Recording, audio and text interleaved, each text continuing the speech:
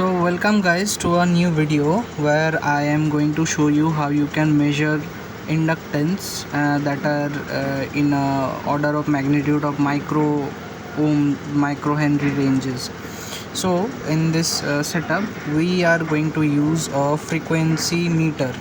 So you must have a frequency counter or frequency meter where you can measure up to 10 megahertz or at least 5 megahertz is minimum.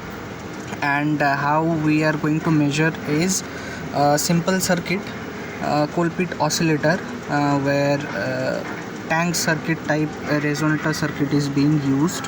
Here you can, in the circuit you can see the inductance that is being put on in series with our expected inductance, or the inductance that we want to find actually connected over here. And there is a capacitor ladder and the feedback, and this whole circuit we are going to see on the simulation as well as the characteristic curve. And the whole setup is built such a way that it provides lower output impedance, so that the measuring instrument over here is not getting affected. So the measuring equipment can't affect the oscillation of the circuit. So that is why this output buffer stage is being introduced, and the whole circuit is being put out. And there are some of the resistance and capacitive value that I have compromised. I will put that on the simulation circuit diagram that in a minute I will show you that. But here in the structural figure, as you guys can see, we have used two transistors that are BC547B type, and all these mica capacitors. As you guys can see, there is a power rail capacitor. There is an internal inductor that is being put on series with our measuring terminal, and we also have a direct pin connection where external screw type terminal is being added, where we can add and screw our inductor and can measure the output. So the measurement of this whole system is being done by frequency counting, and there are some laws that we are going to use, but all in all we are actually going to use a characteristics curve to determine the output response, so that the inductance value, because of the non-linear output of this whole circuit, we have to use that so that you can get accurate reading so far. And here I have also put a diode that is not being mentioned in the circuit diagram, just to make it idiot proof, like me. So let's see the whole circuit on the computer simulation. So as you guys can see the whole circuit diagram, here we are using BC547 and another BC547, and all the resistance that is being used are being mentioned here. And the output is coming from here. Here is our 12 volt supply, and here I am temporarily using a 22 microhenry inductor. And as you can see the whole simulation, I will show you the simulation. And if we run this program, and if we probe this point over here, and we can see the oscillation. Now we don't need that much 1 second of the transient, so we will stop the simulation, and we will go to view and the effective function, and we will implement that. And here is the peak of our response. There are also some other harmonics that are being present over there, but we will focus on the peak output that is actually being picked up by this frequency counter or our meter. And as you can see, if we place that cursor over here, and there you can see the frequency and the decibel level, the output level 2.477 megahertz would be the response if we use a 22 microhenry inductor. And if we change that and if we change the inductor, let's say we will use a let's say 10 microhenry. So we will put the value, and if we simulate this inductor, and if we plot the output of this point, if we stop the simulation and run analysis of FFT's function, that we can see the frequency response is also being changed, and now current frequency is 3.659 megahertz, and now the dB rating is 8.64. so why this measurement, you guys can interpret that the circuit works and it also resonates, but the output characteristics of this circuit is non-linear type. And I have used couple of inductor values, and I will show you a Excel sheet where I have used couple of values and couple of frequencies that are also being put. As you guys can see the frequency, so this is the frequency scale, as you can see, and this is the microhenry inductor value. So I have plotted this curve over there, and so this curve is this value, and opposite if you want the other curve, so you can get the other value. So to determine the particular inductance, you have to use this curve. Otherwise, if you use a LC tank circuit formula, the circuit might not respond to your particular frequency, so you might not get the resolution that you wanted to be. So in this way, I can determine the inductance value. Actually, if we can zoom the chart, so if we, let's say, if we want to measure a 10 microhenry, let's say here is a plot. If we use a 10 microhenry, so it will 3.65. we also have seen the on the draft data the FFT, let's say. So in this plot we have used a 10 microhenry inductor, and let's say the curve response is 3.659. so it's a value of 3.659 you have already seen. And here you also can see the, so there is the 10 part, there is the 10 microhenry.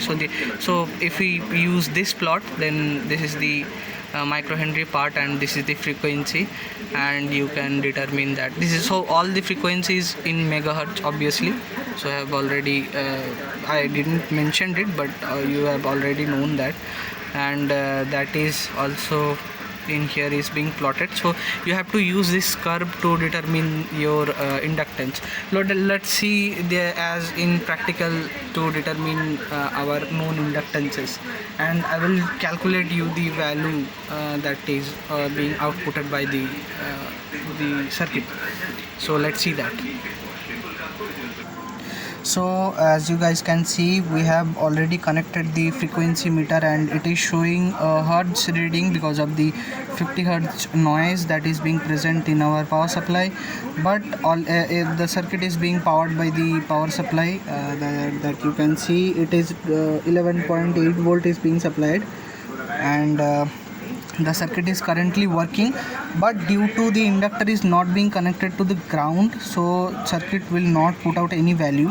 So we have used two type of connections over here, as I have already mentioned. One is through this 22 microhenry inductor, and another is directly to ground, so that the external known value of unknown value of inductance is being put out. So if we short these 2 points, then this inductor will get connected, and the circuit will resonate to a frequency. And since 22 millihenry, we have already known the value. So if we put 22 microhenry inductor, then the output of the so it should put out 2.959 to something some megahertz or something. So let's see that. if we short this these 2 points, and you can see the frequency output is being put out is 2.573 megahertz. As you can see, this multimeter responds to up to 10 megahertz of output, and below 5 megahertz it has an accuracy of 1.2%, and above that it responds above 2.5%.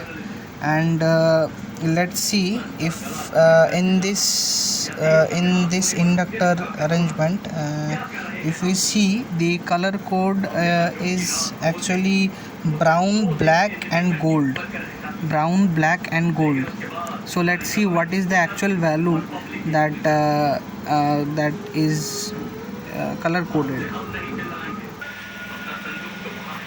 So you guys can see the response. So I have already mentioned it wrong, but the last bit is gold, and you can see the 1 microhenry inductance is being shown. So our known value of inductance, we have used a 1 microhenry, and this website Coil32 is a very good website. There you can see 3 band, 4 band, 5 band, all the band of inductor values you can put in, and all the information about toroids and all the other type of things, RF related, coil related, everything you can find here. And we will put this 1 microhenry inductor and see how much the frequency changes. So it should not be much, because the 1 microhenry. So let's see the frequency drift of our circuit. So previously we are using 22 microhenry inductor, and now we are adding another microhenry inductor, 1 microhenry inductor, and we all know that if we add inductance in series, it will add up the overall inductance. So we should have a bare change of frequency. So previously we are having I think, if I can remember correctly, 2.572 or something, and you can correct that if we put this 2.570.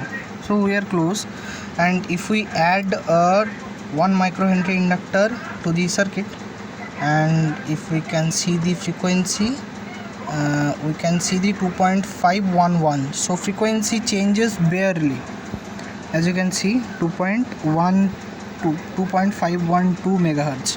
Okay, so that means this inductance is also being responded over there. And if you wondering what is the formula of this whole system, I will show you that in our last bit, but we will use another inductance. So this one is actually, the first bit is actually gray, then red, then black. So let's see what is this value of inductance on our website. So due to discoloration, I have one value wrong, but actually the middle value should be red, and that's put out to be 82 microhenry. So through our chart, if we can measure over here, and the 82 microhenry near about 100, so this is being 90, and this should be the output of this. So what it refers to, this point 1.323 to 1.25 megahertz, we should get oscillation around this area, so this megahertz area. So we will see that directly connect this inductor to the circuit, and we should see a value between these two. So let's see what we are getting.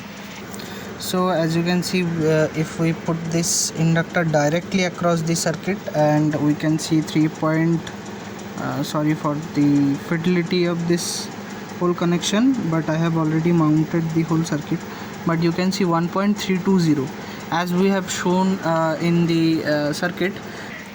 So here you can see 80, if we put 80 microhenry of inductance, we should get 1.323, and we have already seen 1.30 something value.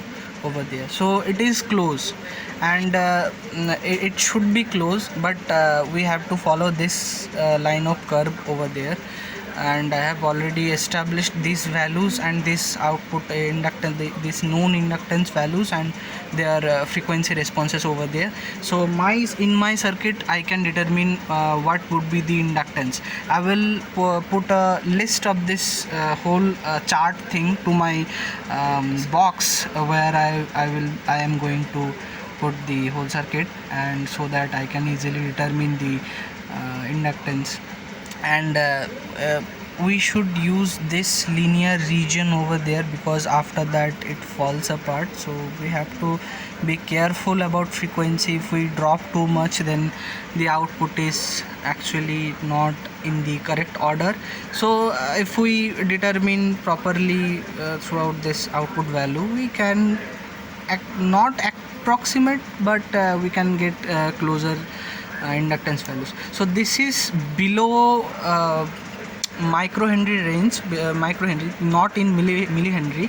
If we put millihenry to this circuit, it will not work, because this is the high frequency type system. And if we want to measure high value of inductance, let's say 1 millihenry, 2 millihenry or something, then we can easily use Arduino and SMIC trigger to trigger a oscillation, and then measure the pulse count, the resonance count, and we can easily determine that. But in this circuit we can actually precisely measure the inductance in order of microhenries. So if we follow the Colpitts oscillator circuit, then if this capacitor C1 and this capacitor C2, and the inductance is also being shorted, and this inductance, if we use a L value of inductance, then the frequency should have 1 by 2 pi root over of L in L times C1 C2 by C1 plus C2. That is the Colpitts oscillator equivalent circuit resonance frequency. So you can find that over there. But in our circuit the value actually changes, so we can't use this constant capacitance and directly determine the formula. But we can see, but we can determine that, but in a very short linear region. But in wider ranges, if we want to get more performance out of it, we have already I have already shown you the chart.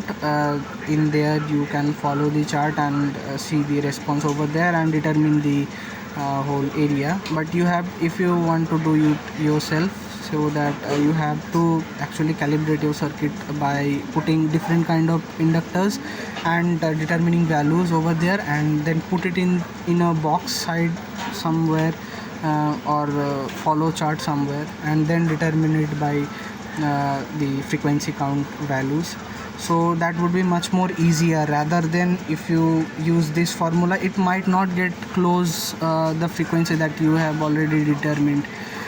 So if we want to measure, but if we don't have that accessibility, if you don't have much of inductance laying around, known inductance laying around, then all you can do is, if we use this formula and put just one known value of inductance, we can, if we see the resonance, then we can do this by, if we, let's say if we use f1 value of frequency, if we get f1 value of frequency, then we can we can put different value of inductance, but the capacitance, the whole capacitance, let's say it is Cx, and for another value of frequency, if we can get, then we can get another value of inductance. But capacitance, the whole circuit performance, if we consider this as a linear response, then we can do this. And if we divided each side, so f1 by f2, then we can have L2 Cx by root over of L1 Cx. So if we square the whole both side, f1 square by f2 square equals L2 by L1 because CX would cancel out. And so throughout, just if we determine just one value, let's say our inductance value is 22 microhenry, and another frequency that we get is so in the L2, and the frequency would be 2.477 something mega whole square by f2. And if we will get the frequency number by this f2, let's say we have 1.543 megahertz, something that we have already determined. So we can get the L2 value. So L2 would be 2. So you get the point. L2 equals L1 by L1 times f1 square by f2 square. So that is the formula that you have to use to get closer approximation. But I would suggest you to go this characteristic curve of the circuit, so that way you can get a much more accurate result out of it. So that's it for this video, and I hope you have enjoyed this video and learned something new. If you did, then like this video, subscribe to this channel. Let's see, and you get updated by new videos later on and new projects that I have been working on. So see you guys then.